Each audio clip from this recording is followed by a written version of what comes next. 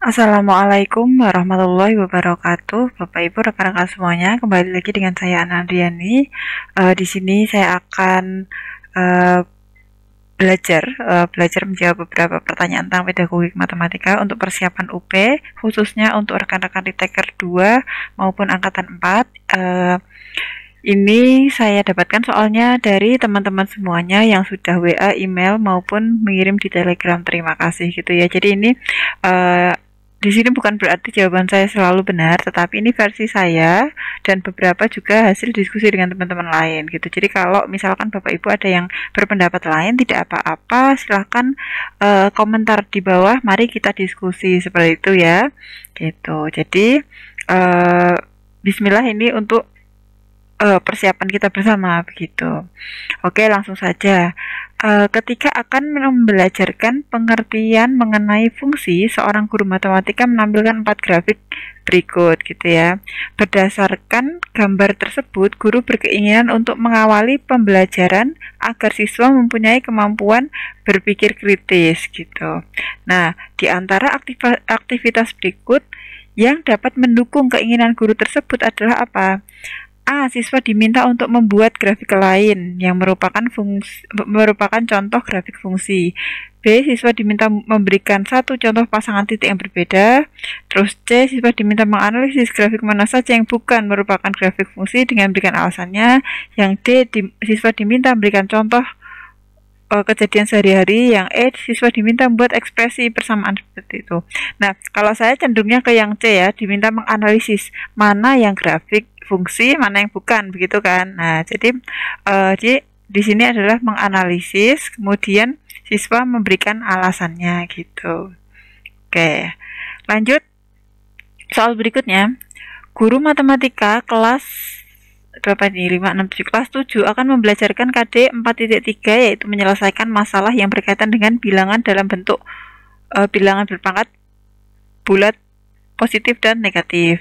Siswa diminta menyelesaikan soal, kemudian siswa meminta siswa untuk menyelesaikan pekerjaan di papan tulis. Berikut aktivitas yang sesuai dapat dilakukan pada pembelajaran klasikal dengan memperhatikan heterogenitas ya, memperhatikan heterogenitas kemampuan siswa. Adalah A. Guru tidak meminta siswa berkemampuan kurang untuk mengerjakan di papan tulis karena akan memperlambat PMB. Ini tidak boleh ya. Yang B. Guru menawarkan kepada siswa dalam satu kelas siapa yang akan mengerjakan tiap soal di papan tulis. Kalau saya tidak setuju dengan ini juga, kenapa? Karena pastinya kalau ditawarkan nanti yang mau hanya yang berkemampuan tinggi saja gitu. Yang C, guru minta siswa urut presensi untuk mengerjakan soal di papan tulis. Nah, ini juga tidak bisa gitu. Jadi karena itu heterogen kemampuan siswanya, maka kita harus menyesuaikan dengan kemampuan siswa. Itu kalau yang D menunjuk siswa berkemampuan tinggi saja, ini juga tidak boleh. Nah, yang cocok adalah yang E, memberikan giliran pada siswa untuk mengerjakan soal di papan tulis, disesuaikan gitu. Disesuaikan antara tingkat kesulitan siswa, antara tingkat kesulitan soal dan kemampuan siswa. Kalau saya seperti itu ya Bapak Ibu. Monggo silakan komentar bila berbeda pendapat. Kemudian soal selanjutnya, alat peraga Blockdines dapat digunakan untuk menemukan beberapa konsep pembelajaran matematika berikut kecuali. Nah, jadi Blockdines itu terkait dengan bilangan. Terkait dengan bilangan. Nah, di sini mana yang nggak terkait bilangan gitu. Nah, berarti yang ini geometris. Kalau geometris itu biasanya apa? Tanggram, terus biasanya papan paku seperti itu ya. Nah, biasanya apa ini? Papan paku gitu ya, papan paku. Ini kalau seperti ini berarti SD ya. Nah, ini berarti kan SD gitu. Nah, nanti untuk mendukung soal-soal semacam ini Bapak Ibu silakan browsing tentang alat peraga gitu, banyak alat peraga. Kalau ini tentang apa, ini tentang apa. Jadi kalau ada soal seperti ini kan bisa gitu. Kemudian dalam perencanaan pembelajaran, seorang guru merancang penilaian yang diwujudkan dalam bentuk pemberian tugas kepada peserta didik secara berkelompok. Kata kuncinya ditandai Bapak Ibu, berkelompok. Guru tersebut bertujuan mengukur kemampuan peserta didik menghasilkan karya tertentu secara berkelompok, karya secara berkelompok. Pendidik dapat memperoleh informasi berkaitan dengan kemampuan peserta didik dalam hal pengetahuan, pemahaman, aplikasi, sintesis informasi sampai dengan pemaknaan dan penyimpulan. Jenis penilaian yang sesuai adalah apa? Ya jelas saja proyek gitu ya. Nah, Kalau portofolio itu hasil karya, kalau kinerja itu seperti misalkan dia unjuk kerja gitu, penugasan-penugasan, jurnal juga kumpulan jurnal kegiatan gitu. Lanjut, diketahui pernyataan 1, bangun lingkaran itu bulat. Pernyataan 2, bangun itu segi 4. Kesimpulan pernyataan tersebut adalah, nah, bangun itu segi 4, berarti kan tidak bulat, berarti bukan lingkaran gitu. Berarti yang D gitu. Kalau saya yang D ya, Bapak Ibu kalau pendapat lain silahkan. Nggak apa-apa, komen di bawah gitu, kita bisa diskusi. Kemudian, dalam sebuah proses pembelajaran, seorang guru akan melaksanakan pembelajaran dengan teori behaviorisme. Behaviorisme mana nih? Menentukan topik pembelajaran, menjelaskan materi menjadi kategori bentuk kecil-kecil, mengembangkan kreativitas, melibatkan siswa aktif. Nah, ini berarti ini ya yang C gitu. Mengembangkan metode pembelajaran yang melaksanakan kreativitas dan cara berpikir siswa. Seperti itu. Lanjut.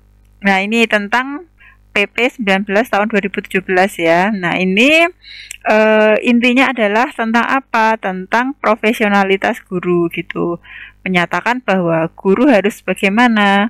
Guru harus memiliki kompetensi yang holistik gitu. Yang B. Lanjut, ketika seorang guru ditugaskan mengajar di suatu daerah, maka secara sosial dia berkewajiban untuk apa? Mengenalkan siswa dengan kemajuan daerah lain, mempelajari adat istiadat setempat, mencari informasi rumah, menghitung perbandingan penghasilan dan anggaran, mengajak anggota keluarga ke tempat yang baru. Karena mengajar di suatu daerah, maka secara sosial dia harus bisa mempelajari adat istiadat gitu. Ini salah satu kemampuan pedagogik ya. Ini kalau di PPG itu ada di modul gitu. Ini dasar teorinya ada di modul Bapak Ibu. Kemudian ini rumusan soal yang sesuai dengan indikator soal menentukan luas jajar genjang yang diketahui alas dan tinggi gitu.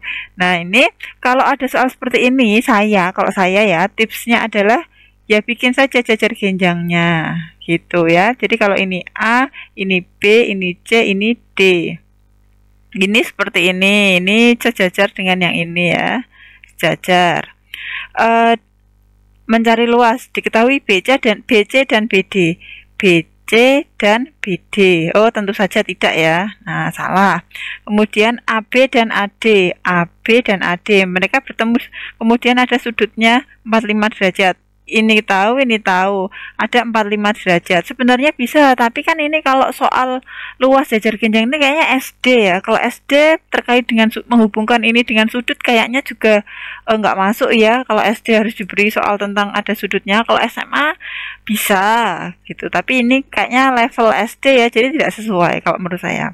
Kemudian yang C, diketahui AC dan BD. AC dan BD. Nah, ini juga tidak sesuai. Terus kemudian AB dengan AD. AB dengan AD. Oh, malah berpotongan di satu titik ya ini ya. Juga tidak bisa. Seperti yang A ya ini. Nah, jadi yang A itu sama dengan yang D. Kemudian yang E, AB dengan CD. Yang diketahui adalah CD. Dan jarak ABCD. Jaraknya AB dengan CD itu kan tingginya ya. Nah, ini berarti yang E gitu. Jawabannya yang E. Kemudian, rumusan tujuan pembelajaran berbasis ABCD untuk mengembangkan kemampuan level mencipta. Nah, langsung kita ke KKO-nya. Menentukan, menyelesaikan, menggambar, mengkonstruksi, merumuskan. Nah, langsung kita pokoknya kalau pertanyaannya ini level ini, langsung kita ke KKO-nya gitu Bapak Ibu. Nah, ini bagaimana KKO itu kan banyak ya, memang berarti mau tidak mau harus kita hafalkan gitu ya. Lanjutkan, seorang guru matematika SMP akan melaksanakan PTK. Guru matematika tersebut menyadari perlu menentukan kriteria keberhasilan PTK. Nah, yang dilakukan kegiatan seharusnya dilakukan guru untuk menentukan kriteria keberhasilan dari siklus PTK. Yang harus dilakukan adalah mana ini? Memanfaatkan indikator keberhasilan PTK yang ada di artikel karena sudah terbukti tidak bisa, karena kan indikator itu kan sendiri-sendiri ya. Menggunakan banyaknya siklus, menggunakan indikator, menyusun sesuai laporan PTK yang ada di artikel tidak. Jadi ini harus sendiri ya. Kalau menyesuaikan dengan artikel itu jelas salah. Gitu. Berarti ini juga kalau saya cenderungnya yang D. Jadi mengkaji teori terkait dengan variabel yang diteliti untuk mendapatkan kriteria ideal, lalu menyusun indikator keberhasilan dengan menyelaraskan kondisi kelas yang akan dilaksanakan PTK itu. Gitu. Lanjut. Dalam pembelajaran teori belajar Ausubel ada 2 tahap yang harus dilakukan, yaitu tahap perencanaan dan pelaksanaan. Berikut ini tahapan perencanaan kecuali apa gitu ya.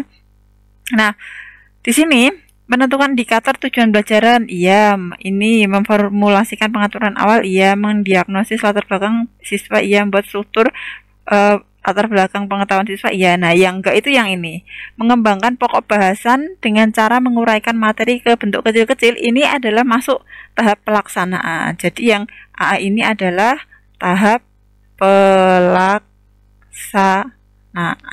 Ya, Bapak Ibu hati-hati nanti kalau di kisi-kisi itu kan ada teori Ausubel, terus kemudian teori Brunner. Nah, Brunner teori Dines gitu ya. Ausubel, Brunner, Dines. Oh, ada lagi yang biasanya keluar itu apa? Piaget gitu ya. Jadi ini dipelajari baik-baik. Jadi kita lihat kata kuncinya saja. Oh, Ausubel itu tentang ini, Brunner itu tentang ini, oh Dines itu permainan, Piaget itu tentang umur. Nah, seperti itu. Jadi kan kita mudah mengingatnya. Lanjut. PJJ merupakan kebijakan pemerintah di masa pandemi. Agar PJJ baik, maka guru mempunyai kemampuan mengembangkan isi pembelajaran yang bervariasi, kegiatan PKB. Yang paling tepat adalah mengembangkan isi pembelajaran. Nah, berarti yang paling tepat dilakukan guru matematika saat ini adalah apa? Melakukan penelitian, mencari e-book, mengembangkan bahan ajar, mencari artikel, mempresentasikan artikel. Kalau saya lebih condong ke yang C, mengembangkan bahan ajar yang sesuai dengan kondisi siswa terkait dengan fasilitas pembelajaran daring yang ada. Di soal lain saya pernah menemui itu lebih tepatnya itu bahan ajar yang terkait dengan PJJ itu bentuknya video ya Bapak Ibu. Jadi kalau ada pilihan tentang video modul ataukah alat peraga, nanti pilihnya video saja gitu. Itu saran saya sih. Lanjut ya. Pada saat memeriksa hasil pengerjaan tugas siswa, guru mendapati adanya 2 tugas yang isinya sama. Setelah diklarifikasi pada masing-masing siswa, ternyata 2 siswa tersebut mengambil sumbernya sama, yaitu sebuah laman di internet. Menanggapi hal tersebut, guru sebaiknya apa? Meminta siswa menggunakan buku yang variatif, melarang penggunaan tulisan artikel internet, memberi nilai jelek, menerima pengerjaan apa adanya, meminta siswa untuk menulis kembali dengan bahasanya. Oke, yang E ya, sudah jelas ini. Kemudian, ini soal terakhir. Kemajemukan masyarakat Indonesia antara lain tercantum dalam pemilihan agama dan atau kepercayaan terhadap Tuhan Yang Maha Esa. Sikap perilaku toleransi yang dapat dilakukan adalah apa? Toleransi, menjelaskan pilihan, memberikan teladan menjalankan agama, meminta siswa beribadah di tempat yang disediakan sekolah secara tertib, memberikan pemahaman penting untuk kehidupan akhirat, membiasakan sikap saling menghormati. Ya, karena toleransi berarti menghormati saja, saling menghormati gitu ya. Oke, ini Bapak Ibu 15 soal yang bisa saya bahas tentang pedagogi matematika. Untuk next selanjutnya insya Allah saya akan bahas kembali yang profesional gitu ya. Cukup sekian. Wassalamualaikum warahmatullahi wabarakatuh.